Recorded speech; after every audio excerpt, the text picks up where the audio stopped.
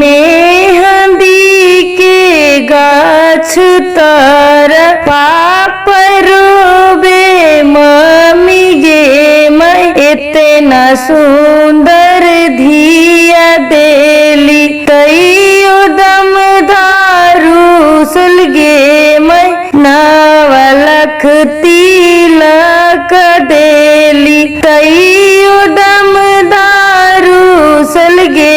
मैं हथवा में की तबिया ले पॉकेट में कलमिया गे मैं हथवा में की तबिया ले पॉकेट में कलमिया गे मैं बैठल हा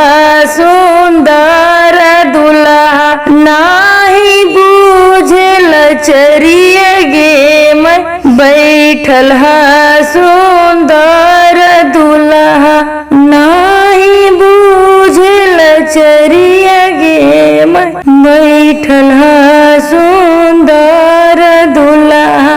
नाही बूझल चरिया